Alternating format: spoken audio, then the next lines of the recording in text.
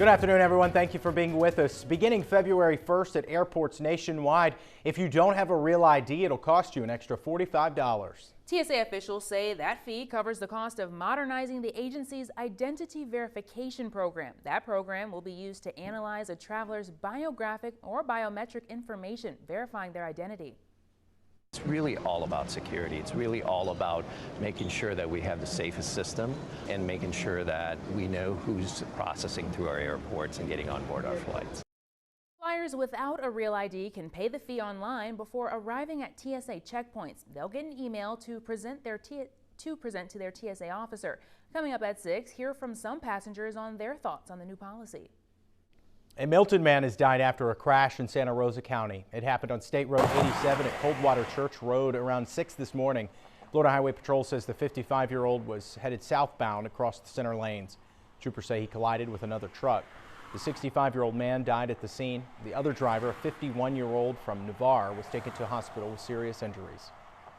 A Pensacola man will now serve more than 7 years in prison for gun and drug charges. 32-year-old John Hawthorne pleaded guilty to several charges, including possession of firearms by a convicted felon and possession with intent to distribute controlled substances. According to court records, law enforcement carried out a search warrant at Hawthorne's home. During the search, they found 8 firearms, more than 400 rounds of ammunition, methamphetamine, and marijuana. Hawthorne is also serving a prison sentence for discharging a firearm from a vehicle and aggravated assault.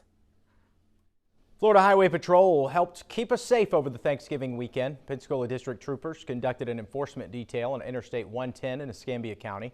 The operation resulted in 8 DUI arrests, 5 criminal arrests, 3 super speeder arrests, and 10 traffic citations.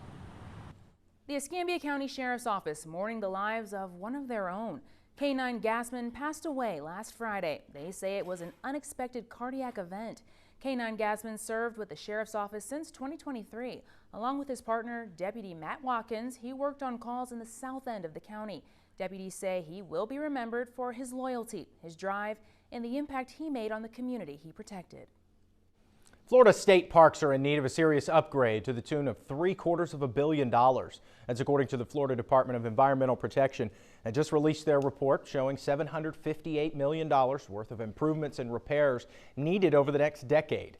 That includes 8 state parks in our viewing area from Escambia to Okaloosa County, like toll booths at the Perdido Key State Park and a bridge at the Big Lagoon State Park. Tonight at 6, we'll look at more of the recommendations and why the state still has to find the funding. Researchers are warning of the risks of smartphone use in children. A new study from the journal Pediatrics highlighting the side effects of cell phone use in children. The study found that kids 12 and younger with their own phone are more likely to develop depression, obesity, and insufficient sleep. Researchers say the younger they are when they get the phone, the greater the risk. I think it's a troubling study. It suggests that we do need to manage what happens with our children a little bit more deliberately, be aware of what they're accessing on social media and with their phones. Coming up at 5 o'clock, I'll share what experts say you can do to protect the children in your life. First Warning Weather, sponsored by Pensacola State College. Did you get hit by the rain at all in the last 24 hours? I did, and I didn't like it. Yeah, it was a little cold, Alan. It felt like a winter storm, kind of. Yeah, it was a cold rain. It kept coming down around the area. Now the cloud cover still hanging over us. Of course, the clouds, but no rain now. Rain has moved out, but what we have is this cold air that's just sliding into place. And it's going to be chilly here as we head into tomorrow morning. There's a scene from our Hardee's Beach Cam. Definitely overcast skies there, but beautiful colors as we look down there at the water. Looks fantastic. Our temperatures right now have fallen into the 40s in many areas. I mean, even Pensacola is showing 47 now, while Destin has 56. Crestview at 48 degrees, and Milton now with a temperature of 46. And we're going to watch as these temperatures fall all the way down into the 30s here by tomorrow morning. Some of the inland areas might see a bit of a light freeze, and the clouds should start to clear as we head through the overnight hours and into tomorrow. We'll get some sunshine back in the area here for tomorrow as we check that out. So our forecast looking ahead does show that we've got weather that looks dry and mainly sunny tomorrow, but we're back to a good chance for rain on Thursday. Thank you, Alan. Santa Rosa County is opening a cold weather shelter. Ferris Hill Baptist Church on Chaffin Street in Milton will open tonight at 6:30. No one will be admitted after 8:30. The shelter closes at 7 a.m. Wednesday. The shelter is for the homeless or people who can't maintain heat in their home. We expect more shelters to open and we'll post them to our website if they do. Famed Pensacola attorney Fred Levin was known for his generosity. The partners in the Levin Papantonio law firm are carrying on that tradition of giving. Collectively and individually, they support many charitable organizations and causes throughout the community. A number of years ago, the firm began donating to WEAR's Communities Caring at Christmas program. They reached out to us again this year in a most generous way. Most of our lawyers grew up in this community, and we have a deep love for this community, and we always want to give back. And we've seen what's going on out in the community, and it's just been a struggle for a lot of people this year, and particularly organizations like this organization. We just think it's really important to support it in any way we can, whether that's financially, volunteering your time, doing whatever you can, and this is just a way for us to help in whatever way we can. Very special day for us. Our sincere thanks to the Levin Papantonio firm for a very generous donation of $25,000. That was multiplied by an amazing personal gift of $10,000 from attorney Virginia Buchanan. Needless to say, many children will be blessed this Christmas because of their kindness. The annual Fort Walton Beach Christmas Parade is now scheduled for tonight. It was supposed to happen last night. Organizers say the rainy weather last night led to the decision to reschedule. Same start time and location, 6:30 at Eglin Parkway and First Street. The parade will head north on Eglin, finishing at Hughes Street. This year's theme is zoo animals. Milton also plans to light up for the holiday season in less than an hour. All of the city's holiday decorations will be lit for the first time this year. Kicks off with Santa arriving at the Riverwalk at 5. 5:30, the city will hold a tree lighting ceremony. The native juniper was donated to the city by Keep Santa Rosa Beautiful and Panhandle Growers Incorporated and was planted at City Hall. A lighted boat parade starts at 6 and fireworks follow right after. There is a food distribution in Pensacola this weekend. It's Saturday, December 6th at Jubilee Church, located on W Street. The distribution starts at 9 a.m. and goes until supplies run out. You're asked to wait in your vehicle while food is handed out. Jubilee Church is partnering with Farm Share and Feeding the Gulf Coast for the distribution. Over in Alabama, Lillian gearing up for its annual Christmas in the Park this weekend. It's this Saturday at the Lillian Recreational Park on Waddell Avenue. It starts at 3 p.m. There will be vendors, live music, games, a children's area, and a tree lighting there. Plus, Santa will arrive by helicopter. The children can take pictures with him.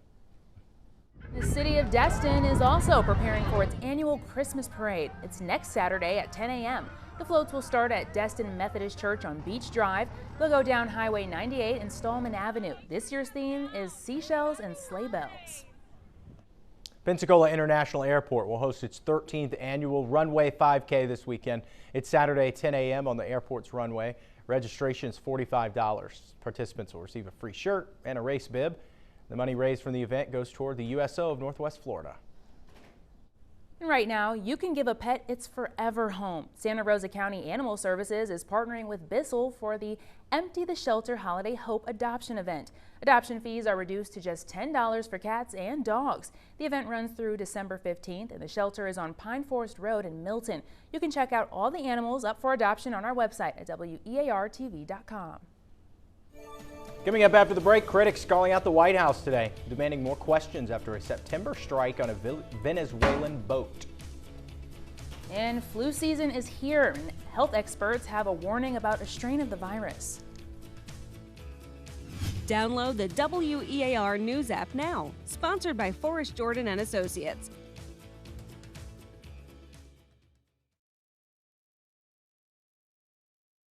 Now over I-110 at Fairfield Drive.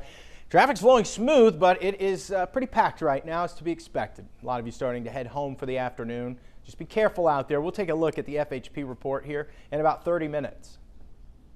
New questions about lethal U.S. airstrikes on suspected drug vessels in the Caribbean, coming after the Washington Post report that 2 boat survivors were killed after a second U.S. airstrike authorized in September. Some critics calling it a war crime. ABC's Karen Travers has the latest from the White House.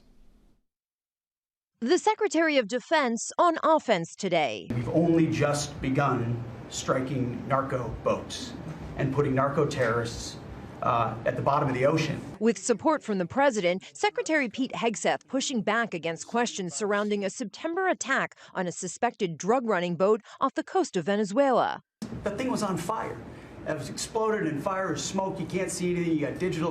This is called the fog of war. The Washington Post reports at the start of the operation, Hegseth ordered his team to kill everybody on board. A second strike killed 2 survivors clinging to the wreckage. International law prohibits killing enemy combatants who no longer pose a threat. Hegseth told Fox News the day after the strike he watched the operation unfold in real time. We knew exactly who was in that boat. We knew exactly what they were doing. Today, Hegseth said he didn't stick around to witness the second strike. As you can imagine, at the Department of War, we got a lot of things to do. But Hegseth said he backed the actions of the mission commander, Navy Admiral Frank Mitch Bradley. He sunk the boat, and eliminated the threat. And it was the right call. We have his back. On Capitol Hill, lawmakers from both parties demanding an investigation. Pete Hegseth should release the full tapes of the September 2nd attack, both the first and second strike. Not a clip, not some edited or redacted snippet. I think we're all interested in getting the facts, and we'll make sure that our response is measured, but also make sure that we're following the law. Today, President Trump said he still had not learned all the information about the September 2nd strike, but reaffirmed his support for the operations in the Caribbean. I want those boats taken out, and if we have to, we'll attack on land also, just like we attack on sea. Mission Commander Admiral Bradley is scheduled to brief lawmakers behind closed doors on Thursday on the operations in the Caribbean. Karen Travers, ABC News, the White House. New York Senator Chuck Schumer says his offices in Rochester, Binghamton, and Long Island have gotten bomb threats.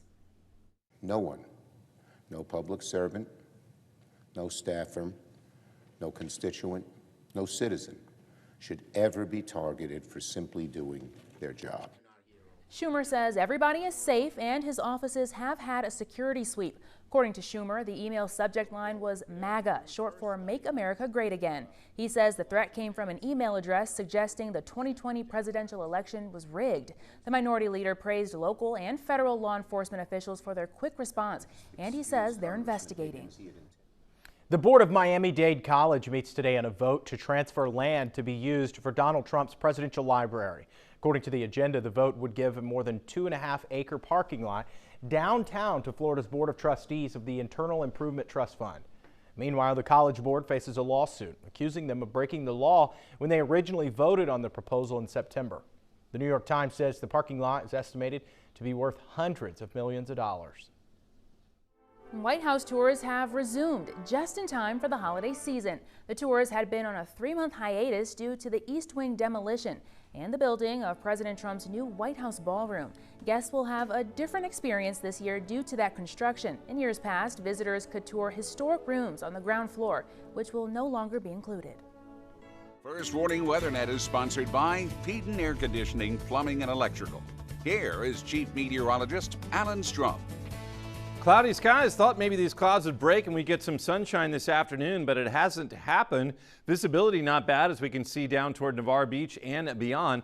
This view from Portofino Island Resort, Tower 3 cam up there. And as we look at our temperatures, we've got 40s right now showing up around the area, some 50s around Choctawhatchee Bay like Destin, Fort Walton Beach, even Navarre at 51 degrees, but Milton 46 and around Pensacola, 47, 48 degrees at this time. And overnight, it will continue to dip down into the 30s. We may see a light freeze or to be close to it for some of the inland areas.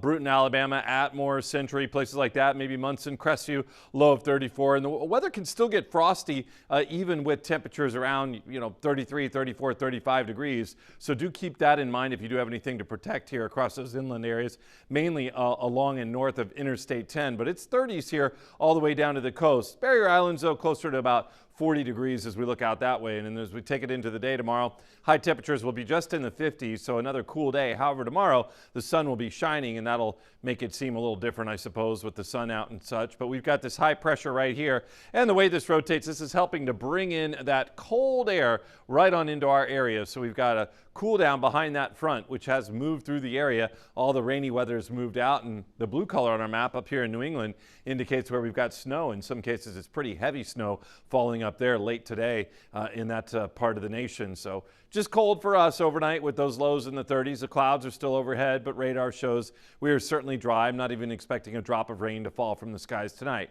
So Futurecast tells us sunshine tomorrow, but the clouds are back overnight into Thursday morning, and the rain may be back as soon as 7, 8, 9 o'clock on Thursday morning. A lot of color on our map. Plan for rainy weather on Thursday. Looks like a bit of a washout here, according to our Futurecast, with some rather persistent rain throughout the day there on Thursday. And then as we head into Friday, we again have a pretty good chance for rain on Friday. Look for more rain in the area here as we head through the day on Friday. This Futurecast runs up till about that point, but there's also a chance for rain on Saturday. So again, tomorrow, sunshine will be out. May have a few clouds at times, especially first half of the day, and just overall cool day with those temperatures in the 50s. Checking our coastal conditions, it is considered a high risk of rip currents with red flags flying. There are not many people down there along the coast, but our Seatow Marine forecast shows it calming somewhat for tomorrow. Check out the Hardee's Beach Cam view. Hilton at Pensacola Beach is where we have the camera, and I don't see anybody down there. There's one lifeguard truck monitoring things right there, trying to keep people safe. And there you go. All right, there's your view of Santa Rosa Island. So our look ahead does show that we've got the dry weather for tomorrow and a pretty nice day there. However, Thursday and Friday, that rain chance is on the high side. You saw it on the Futurecast. Lots of rainy weather will be moving through the area. We'll hold Saturday at 50%, but there is a chance for rain on Saturday, so keep that in mind. We've got several days there where we could see rain move through. Sunday, though, the weather most likely looking dry. The WEAR First Warning Weather App, sponsored by Beret Jewelers. The United States may be heading toward another severe flu season, driven by lagging vaccinations and a new strain of the virus that's causing early surges in places like the United Kingdom, Canada, and Japan. Mandy Gaither talks to an infectious diseases expert about how this strain is different.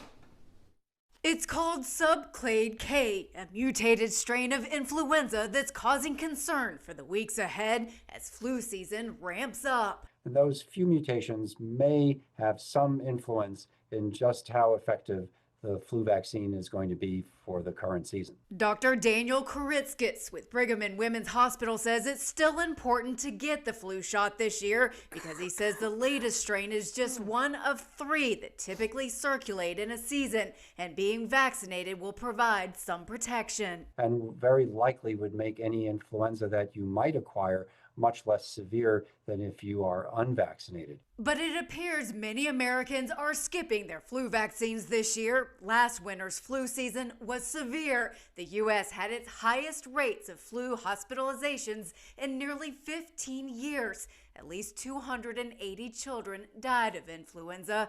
And with the combination of a new strain and upcoming holiday travel, experts fear this season could be just as bad. We're just seeing the first signs of increasing influenza activity throughout the country. Koritskis says it's also important to keep up those personal care measures to protect against flu, like good hand washing. And he says if you do get the flu, there are treatments available. There are several antiviral medications that are highly effective against influenza but need to be started early in the course of disease. For Health Minute, I'm Mandy Gaither. Doctors say if you feel sick, it's important to test for flu so that it can be treated early and make sure that the illness isn't another kind of respiratory infection. Chime in, sponsored by Florida Power and Light. Check out these adorable pets. To share your pictures and videos, text WEAR TV to 95577 or look for the Chime In page on our website. Lawmakers in Washington divided over regulating artificial intelligence, but this time members of both parties are calling for action. Looking at making some extra cash this holiday season, experts say it may be harder to find a temporary job.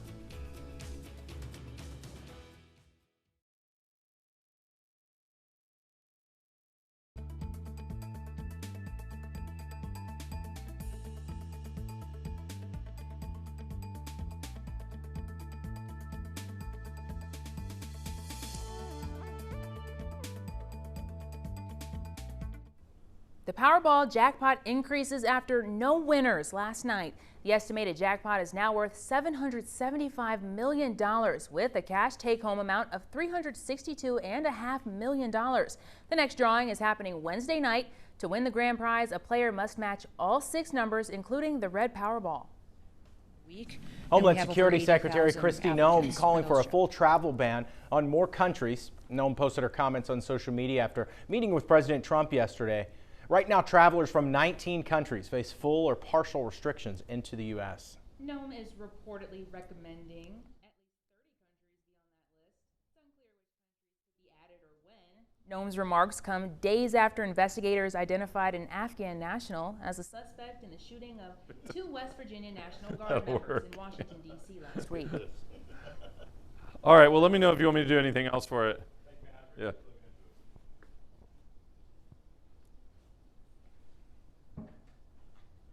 Congress is re-upping a push to block states from regulating artificial intelligence. Semaphore is reporting that the White House and House Republicans are aiming to include in the must-pass defense policy bill language to do just that. Some Republicans are not supporting the idea, and many Democrats oppose too. Congress is unlikely to allow the National Defense Authorization Act bill to go down because of AI. It's been a long-time push among some Republicans and President Trump. If you're looking for a seasonal job, it may be harder to come by this year. A recent survey by the National Retail Federation found stores are expected to hire fewer workers this holiday season, up to 40% less. That's not just bad news for employees seeking extra cash. It also means holiday shoppers won't have as much help in stores. Retailers say economic uncertainty is a reason for the hiring crunch.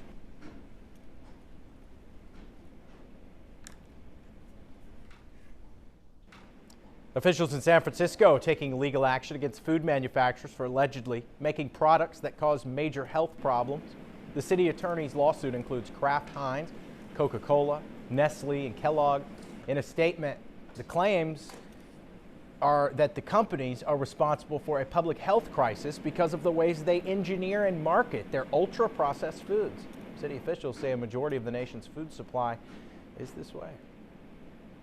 Some Democrats are pushing Supreme Court reform and maybe even expansion, and the president is seizing on the comments.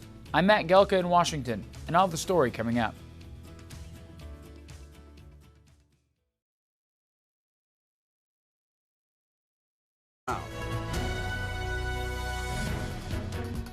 The president alleges Democrats want to pack the Supreme Court with more liberal judges. He's using the claims to try and get Republicans to get rid of the 60-vote threshold in the Senate, known as the filibuster, to more easily pass his agenda. National correspondent Matt Gelka reports on this from Washington.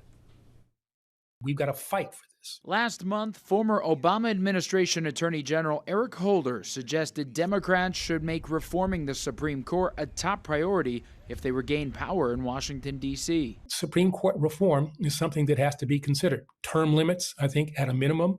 Potentially expanding the court is something I think that also should be considered. President Trump seized on the comments Monday night. In one of 160 posts or reposts in the span of around 4 hours, the president called Holder an Obama sycophant and said Democrats will pack the Supreme Court of the United States if they get the chance, claiming that Holder wants 21 judges instead of the current 9. Recent controversial decisions have increased the calls for court expansion and reform, with none looming larger than the Dobbs decision that overturned Roe v. Wade and the nationwide right to an abortion. The 2022 ruling tanked the court's favorability among Democrats. A survey by the Pew Research Center from September showed only half the country viewed the high court favorably. It was around 70% in 2020 and is highly partisan now. 71% of Republicans viewed the justices positively compared to just 26% of Democrats. I'm certain we need these reforms. We need these reforms to restore trust in the courts. Former President Biden backed reforms including term limits, a code of ethics, and a constitutional amendment declaring presidents had no immunity for crimes while in office, but he did not back court packing. Trump used Holder's comments to tell Republicans to terminate the filibuster, saying it would lead to easy 2026 and 2028 wins over Democrats. Republicans need to get off their butts and move, and that's what the president wants to see them do, and that's what the American people are expecting. Both Republican leaders in Congress, Speaker of the House Mike Johnson and Senate Majority Leader John Thune, have said the filibuster is not on the chopping block despite the president's pressure. Reporting in Washington, I'm Matt Gelka. So with that, let's go to our question of the day. Do you support increasing the size of the Supreme Court? Head to our X or our Facebook page and let us know what you think. You can point your camera at the QR code on the screen to answer our question of the day. Do you support increasing the size of the Supreme Court? Head to our X or Facebook page to let us know what you think. It was such a good question we had to ask it twice. Now, yesterday we asked, do you agree with President Trump's permanent pause on immigration from third world and high-risk countries? 81% of you said yes, 19% said no. The National Guard will deploy in Louisiana this month, according to Louisiana Republican Governor Jeff Landry. Yesterday, Landry said he spoke with President Trump about the plan. He says in 2 weeks, a specific amount of Guardsmen will deploy in New Orleans and other cities to combat crime. The governor said the Guard members would be deployed through Mardi Gras. Now, it's not the first time the Guardsmen will be active in the state. Last week, Louisiana National Guard were deployed to help with security for Bayou Classic, an annual festival over Thanksgiving weekend. President Trump's special envoy, Steve Witkoff, is meeting with Russian President Vladimir Putin today. He's presenting a peace plan that is in its early stages aimed at ending Putin's 4-year war in Ukraine. Putin's refusal to unwind his war has frustrated Trump, who thought it could have been resolved very early in the administration. Trump's son-in-law Jared Kushner is in the talks. Secretary of State Marco Rubio has been talking with Ukrainian officials. He says there's more work to be done. The Justice Department could present a new indictment against former FBI Director James Comey to a grand jury as soon as this week. The case against Comey was dismissed last week after a judge found that President Trump's appointment of an interim U.S. attorney was invalid. Comey had previously pleaded not guilty to charges he lied to Congress 5 years ago. A case against New York Attorney General Letitia James was also dismissed. Sources say prosecutors will likely present new indictments against her as well. The founder of Dell Technologies is committing $6.2 billion to help fund investment accounts for millions of American children. According to Invest in America, a nonprofit partnered with Dell, Michael and Susan Dell's donation will be the largest ever donated to American children. The birth accounts were part of President Trump's tax law. Under the program, citizens born between this year and 2028 will receive a federal grant of $1,000 to start the investment accounts. Withdrawals are not allowed until the child turns 18. President Trump says the Republican Party is united on health care. This comes as Affordable Care Act tax credits are set to expire at the end of the year. Obamacare is horrible health care. We wanted to go to the people and then let the people go out and buy their own health care, and they'll do great. They'll do great. So we're negotiating that now with the Democrats. The Associated Press reports a proposal discussed at the White House would extend the expiring subsidies for 2 years while incorporating certain guardrails. But a planned announcement of the framework was postponed following pushback from Republican lawmakers. House Minority Leader Hakeem Jeffries is encouraging Republicans to sign a Democrat-led discharge petition to force a floor vote on a 3-year extension of the credits. If the subsidies expire, millions of Americans could face a sharp increase in premiums. First Morning Weather, sponsored by Pensacola State College. Alan, is that cold behind you or just blue? Oh, hey, the blue color means cold, doesn't it? Good, that's what I'm talking good. about. What are you talking about, Yeah, I love it. Yeah, we got a chill in the air here heading into tomorrow morning. I mean, already it's cooling off outside. And we've got 30s here to kick off the morning hours. In fact, some of these inland areas are going to be close to the freezing mark, so I'd be prepared for that. A little bit of frosty weather will be possible for some of those spots. You know, we're talking maybe 32, 33 degrees for some of the inland areas. And then even as we get on down to the coast, we're looking at lows between 35 and 40. So chilly weather here first thing tomorrow morning. The clouds are going to be clearing out, but we've got them in place at this time. So as we check out our forecast here, yeah, we're already seeing 40s, and we'll go 40s here throughout the late night hours, and then we'll fall into the 30s here during the overnight hours. No advisories or anything for that, but just a cold morning is what we're expecting tomorrow. And then as we take it through the day tomorrow, we'll end up with just highs in the 50s, and we'll get some sunshine back in the skies tomorrow, likely mixed in with a bit of cloud cover at times, especially early on, but you can see it's overall just going to be another cool day tomorrow. An Afghan man accused in a shooting near the White House that killed a National Guard member and left another critically hurt appeared in court today. Ramanula Lakhanwal pleaded not guilty to murder and assault charges from his hospital bed. Investigators say Lakhanwal shot Sarah Beckstrom and Andrew Wolf on November 26th. Beckstrom later died and Wolf remains in critical condition. Lakhanwal's lawyer argued he has no criminal record and should be released. The judge ordered him held without bond, saying he poses as a danger to the community. One of the police officers who took Luigi Mangione into custody last December testifying at a hearing in the case today, saying he knew it was him immediately. The 27-year-old is accused of killing the CEO of United Healthcare last year in New York City. As ABC's Rena Roy reports, prosecutors are working to prove why their evidence should be shown to the jury in this case. New details revealed in court today about the moments before Luigi Mangione was taken into custody last year, 5 days after the shooting death of United Healthcare CEO Brian Thompson on a New York City sidewalk. Prosecutors showing police body camera footage from officers responding to a McDonald's in Altoona, Pennsylvania. Officer Joseph Detweiler called to the stand. He confronted Mangione mid-meal, a half-eaten hash brown and breakfast sandwich still on the table.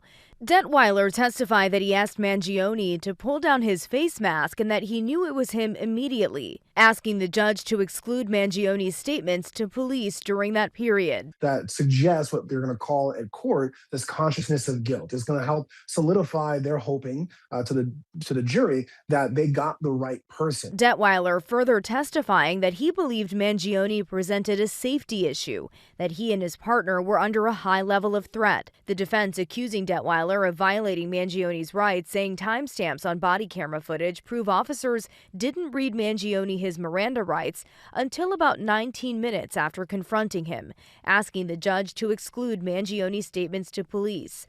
During Detweiler's testimony, Mangione shifting in his chair at the defense table, taking notes at times and staring ahead, focused on the footage of his arrest. The defense is also hoping to exclude other key evidence, including items that were found in Mangione's backpack, like a 3D printed gun and a notebook, saying that police did not have a search warrant and therefore the search was illegal. But prosecutors argue that everything was done lawfully. Rena Roy, ABC News, New York. Costco, the third largest retailer in the U.S., suing the Trump administration over tariffs. Costco filed with the U.S. Court of International Trade on Friday, saying the legal move is needed in order to secure a full refund in the event the Supreme Court rules the administration overstepped when it imposed sweeping duties on U.S. trading partners.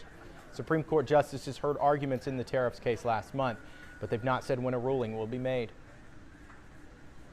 That time of year where we need just a little snow removal, I'm Liz Bonis. What it really means to your heart and how to protect against any tragedies that might occur. It is just ahead.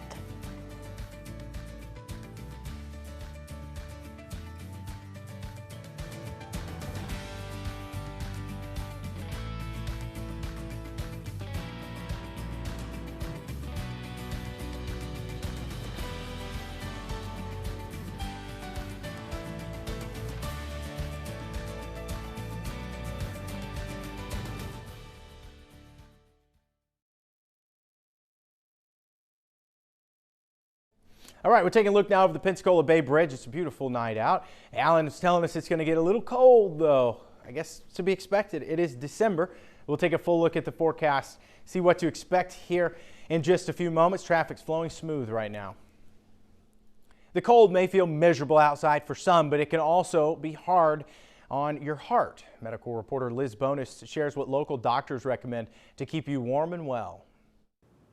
Hey there, everybody. What you are seeing right here may look easy, but when it comes to the heart, add the cold, and it's a formula for an intense workout. And what does the cold feel like when you try to take a deep breath? Just breathtaking. It takes your breath away. Lakeisha Williams is right. The cold can make it hard to breathe. Dr. Thomas O'Brien, a cardiologist with Ohio's Christ Hospital Heart and Vascular Center, told me, When you step out into the cold, the blood vessels constrict, so your blood pressure tends to go up. Add exertion to that, and a report from the National Institutes of Health found that leads to nearly 12,000 snow shoveling injuries a year and at least 100 deaths. Snow shoveling, we don't think about it. That's heavy exercise. That's very strenuous activity. Using the upper body, using those muscles, it puts a big tax on the system. And usually for people that are not used to it. Todd Hembry says he's sure not used to cold and snow. I'm from Tennessee. We don't get snow often, so whenever we see snow, we get happy. We play in it, so that's what we've been doing all morning. A little playing in it, or at least a little walking around before you need to exert, I have like a 15-minute walk to work, so once I get my blood pumping, I'm pretty good. can lower heart risks with shoveling, Dr. O'Brien says, because usually when heart events do happen in snow, it's in Someone who's at risk doing something that they're not prepared for. Finally, he says many heart events happen in the cold when people don't heed the early warning signs. Something is wrong. It can't just be breathlessness or an uneasy sense that you know something is wrong and you've overdone it.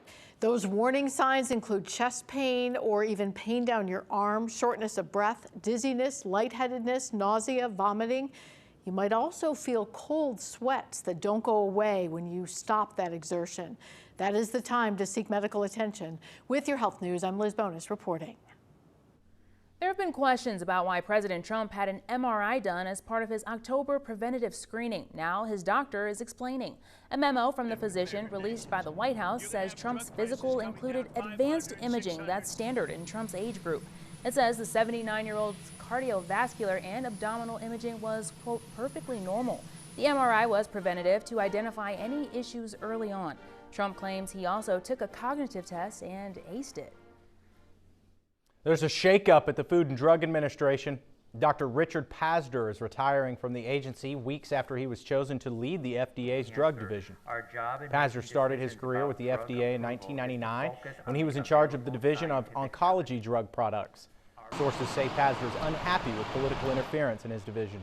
The U.S. Department of Health and Human Services didn't immediately offer a comment on the resignation.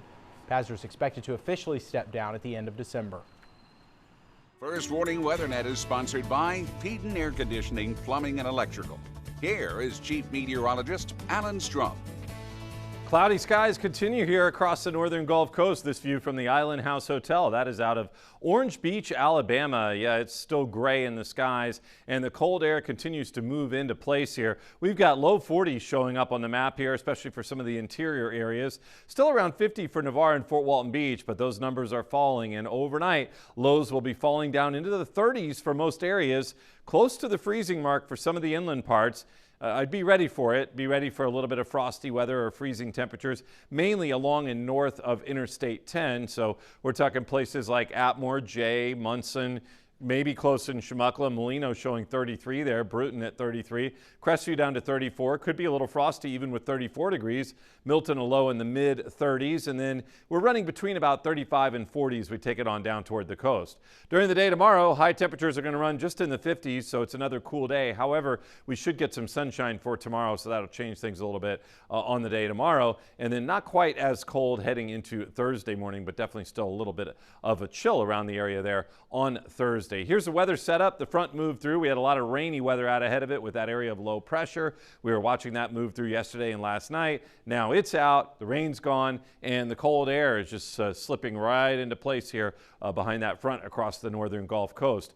Radar does show dry weather, but the satellite, yeah, we've still got the cloudy skies overhead. Here's Futurecast showing a clearing overnight with some sunshine tomorrow. Indicates some sun, maybe some clouds, and then tomorrow night, clouds come back into the area. And then on Thursday, look at this, a lot of colors showing up on this map. Plan for rainy weather on Thursday into Friday as well. Let's move forward in time. Look at that. This is showing like a total washout on Thursday, maybe even pockets of heavy rain there on Thursday. That's during the afternoon hours. And then as we jump ahead into Friday, this does show, again, color on our map. This runs until about midday. We'll keep checking it over the next couple of days, but I plan for a high rain chance on Friday as well. Thursday, Friday looking wet, maybe even into Saturday too. We've got a chance for rain. But tomorrow we should get some sunshine, but the weather will still be on the cool side. All right, checking coastal conditions. This view is from the Gulfarium camera out at Okaloosa Island. A little blurry right there, but anyway, it is cloudy there over the island and very quiet down there with this kind of weather and this time of the year. Our Safe Shores report shows there is a high risk of rip currents with red flags flying, but the Seatow Marine forecast indicates things will be settling down a little bit tomorrow. Hardee's Beach Cam view, Hilton at Pensacola Beach is where we have it. And there you go.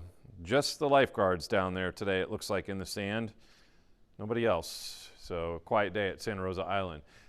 So the weather looks nice tomorrow, but cool. I mean, running certainly cooler than normal. And then our rain chances just go way back up on Thursday and Friday.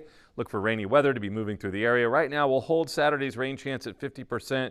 Do be ready for it. It's a chance. It's not as high as Thursday and Friday. Could see some. Sunday looks most likely dry, and you can see how temperatures really more or less are staying a little on the cool side. The holidays are here, and one cookie swapping party is getting organized in a high-tech way.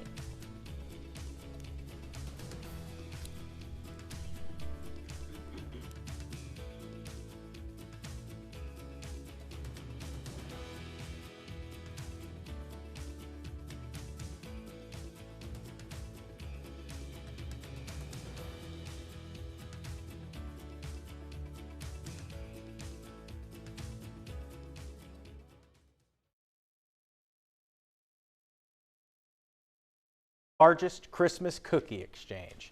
More than 3,300 people from the Wedding Cookie Table Community Group gathered at the Washington County Fairgrounds on Sunday.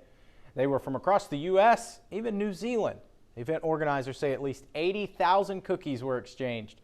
It's unclear right now exactly when they're going to announce if the world record was made. That's a Facebook group I want to be I a know part of. how many people are in the group. And take a look at this. A dealership in Wisconsin had to do a little digging to make sales. A recent snowstorm covered the business, and employees pitched in to shovel out nearly 900 cars on the lot. One employee told the media they start up all the cars to make the shoveling easier. And it looks like the cleanup job will have to continue as more snow is expected throughout the week. Oh. That reminds me of my days living in Michigan. That's what it would be like in the mornings, having to get all the snow off the car. Regularly, huh? Oh yeah, in the wintertime, that was a very regular thing to do. Welcome to, it was regular for us for a day here last year. We loved it. Bonnaroo has announced its 2026 lineup. Headliners for Tennessee's Music Fest include Skrillex, The Strokes, Noah Kahan, Kesha, Vince Staples, Young Blood also scheduled to perform. The 4-day event in Manchester starts Thursday, June 11th. Tickets go on sale this Friday with various options. I believe it got rained out last year, or in recent years it was canceled. Although Bonnaroo is an annual event, 2025 was canceled because of the major flooding in the area. Officials say they've made adjustments to keep severe weather from disrupting the event. It's Bonnaroo is about 15 miles from where I went to college. Did you ever go? I did not. I didn't, no, but my school ran a big production there, and I had many friends that went. Well, it's never too late. It is too late, yes, it is. It is too late for me, I'll tell you that. Good times, I always heard rain or shine. It's a lot of fun. Oh, yeah. We'll be right back with a look ahead to WEAR News at 5.